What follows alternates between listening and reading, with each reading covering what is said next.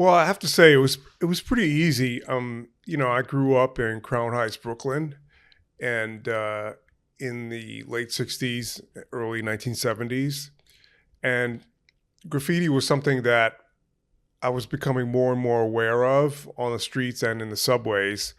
And like most people, I kind of had a lot of questions about it. I was wondering what it was about, if it was just territorial, or if it was more about self-identity. What was kind of behind this? Was it just random? That was another question in my mind.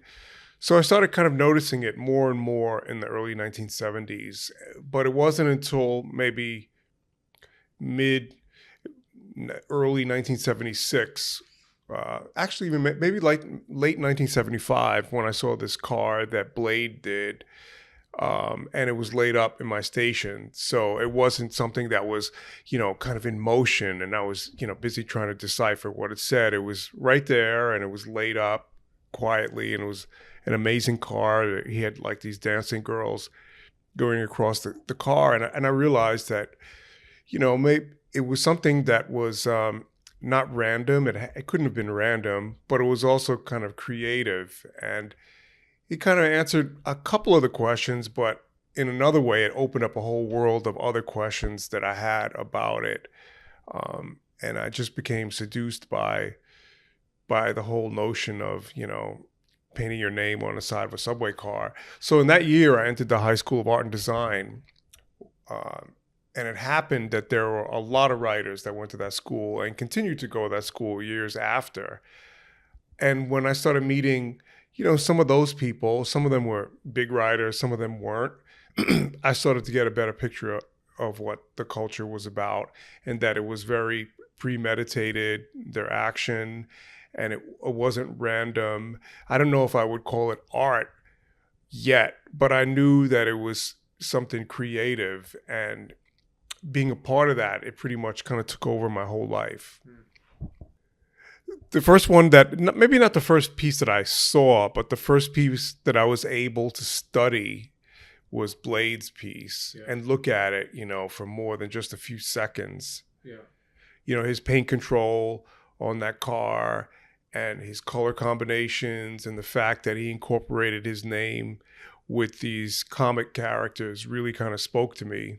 It was a very insular society, and this is pre-internet, so most of the information was either passed down from older writers, or it came about through experience. And I feel like my evolution as a writer, it kind of took at least a few years before I was able to choose a name, to get up, to know about spots, to know how to get paint, and to have any kind of semblance of paint control as far as what I was executing. All that came about, as I said just a minute ago, it really took over my whole life, because it was a search of gaining this type of knowledge.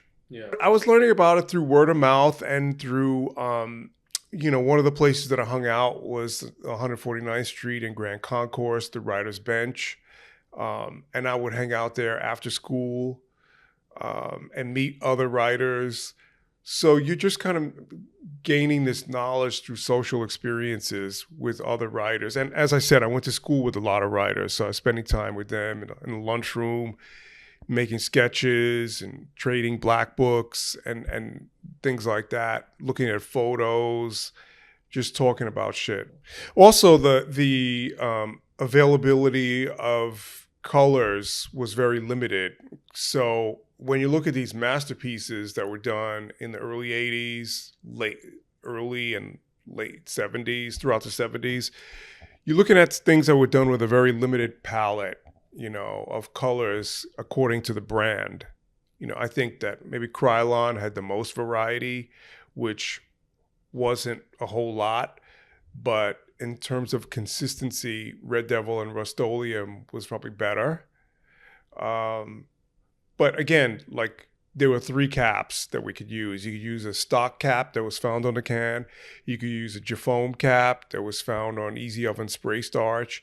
You could use a Niagara cap, which is also a kind of spray starch. Oh, sorry, Jafone was on an oven cleaner. So those are like the three caps that were kind of available. And maybe once in a while you can find something else, but they were the most popular.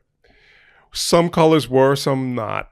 It really would depend on the color. And again, that's sort of by experience, you learn those things. You know, some colors were kind of watery, tended to drip more. Others were kind of a heavier consistency, and you could work with that better. Red Devil seemed to be a bit of like low pressure paint, so you could also work with that really well, especially the original brand, the Red Devil. But yeah, it was a few years, you know, of really immersing myself in all that and learning about it.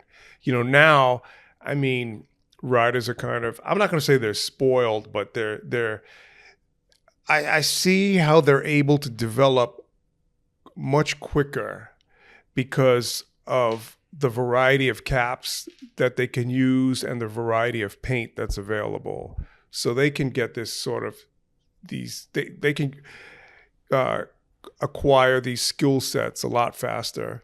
Mm-hmm. I mean, having said that, I still see work out there that really, by new people, that really amazes me. And I still think that there are people that are like innovating things in a certain way. You know, like, for example, the use of fire extinguishers and paint. You know, I've seen guys that just go out there and they just get up like that.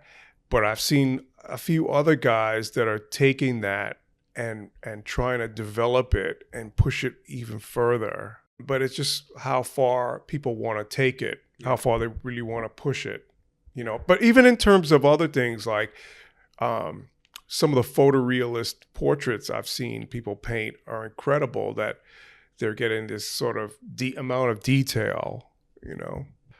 I think that there's a few factors.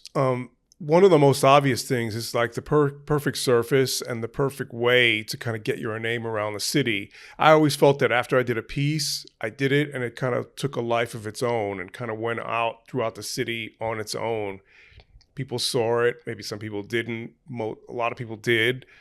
So that's one factor. But the other factor, too, which makes it really controversial, is that it seems to be a symbol that you know, the city's not 100% in control, that citizens are in control as well. And it's a real symbol for that.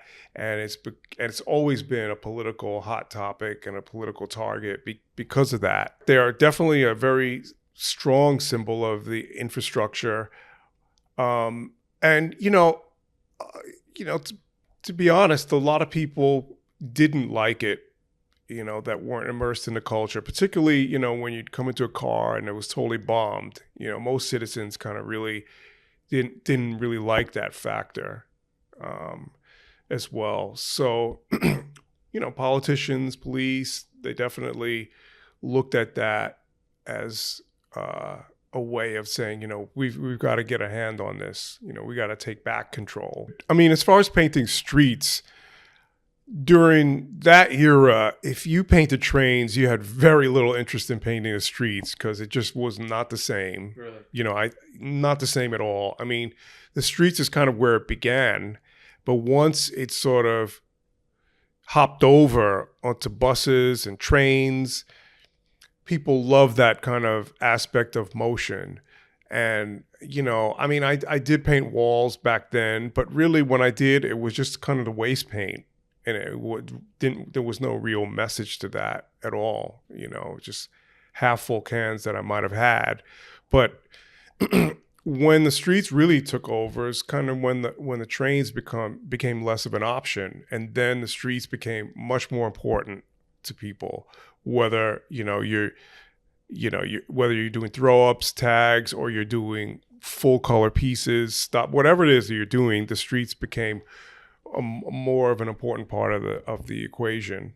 You know, my time had ended before that, so I was smart enough to realize there was another generation coming up, and they were gonna put their word out there and make their presence known, and that was great. You know, that was fine. But all the different subliminal missions and goals that I had kind of come to an end. And it was great that it kind of continued on for a bit further until it couldn't, you know. And it took me a while to realize that the focus had changed, had shifted over to the streets. But eventually I did see that. Yeah. You know, it wasn't until maybe the early 90s when I saw that, how important the streets were. And really one of the things that factored into that was zines that were made.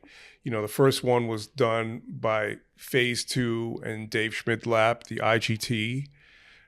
But then it quickly took on. There are others, Flashbacks on the Go. And then also on a global level, there were tons and tons of zines. So that really also helped you to see what other people were doing. And I realized that, yeah, okay, walls and streets, this is kind of where it's at now.